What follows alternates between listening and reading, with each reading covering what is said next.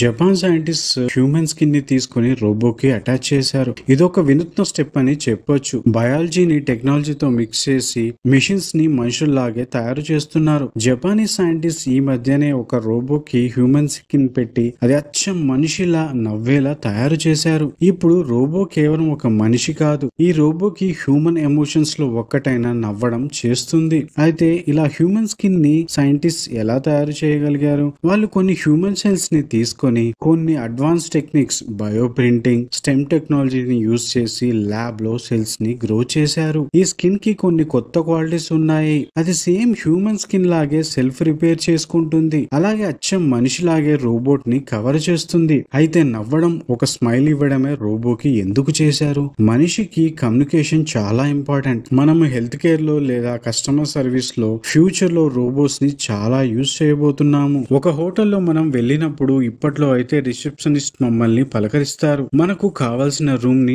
లేదా ఇతర సర్వీసెస్ ని ప్రొవైడ్ చేస్తారు. ఫ్యూచర్ లో ఇలా చేయడానికి రోబో మనము వచ్చిన వెంటనే ఒక స్మైల్ తో గ్రీట్ చేస్తూ సర్వీసెస్ ని ప్రొవైడ్ చేస్తే ఎలా ఉంటుంది? అందుకోసమే కాకుండా హెల్త్ కేర్ సెక్టార్ లో కూడా చాలా రోబోట్స్ ని డెవలప్ చేస్తున్నారు. ఓల్డ్ ఏజ్ వాళ్ళకి అసిస్ట్ చేసే రోబోట్స్ కి కూడా ఇది యూజ్ చేస్తారు. రోబో నర్స్ అన్ని మెడికల్ సర్వీసెస్ చేసేటప్పుడు నవ్వుతూ చేస్తే పేషెంట్ కి చాలా రిలాక్స్ గా, కంఫర్ట్ గా ఫీల్ అవుతారు. మనము రోబో సినిమాలో చూసినట్టుగా ఇది ఒక కొత్త ప్రపంచంలోకి తీసుకెళ్తాయి. మనుషులతో ఇంటరాక్ట్ అయ్యి రోబోట్స్ కి ఇది చాలా అవసరం. అయితే ఫ్యూచర్ టెక్నాలజీ డెవలప్ చేస్తున్నాం, కానీ ఫ్యూచర్ లో హ్యూమానిటీకి చాలా ప్రాబ్లమ్స్ క్రియేట్ చేసేలా ఉంటే అచ్చం మన రోబో సినిమా లాగా హీరోయిన్ కోసం రోబో హీరోతో ఫైట్ చేస్తుంది. ఇవన్నీ అందుకే మానవాళి మనుగడకే చాలా ప్రశ్నలు క్రియేట్ చేస్తుంది. అయితే టెక్నాలజీలో కూడా చాలా మంది ఈ టెక్నాలజీ మీద కన్సర్న్స్ రైజ్ చేస్తున్నారు. ఇందులో పాజిటివ్ ఉన్నాయి, అలాగే నెగటివ్ ఉన్నాయి. ఈ పాజిటివ్ విషయాన్ని కన్సిడర్ చేస్తూ అలాగే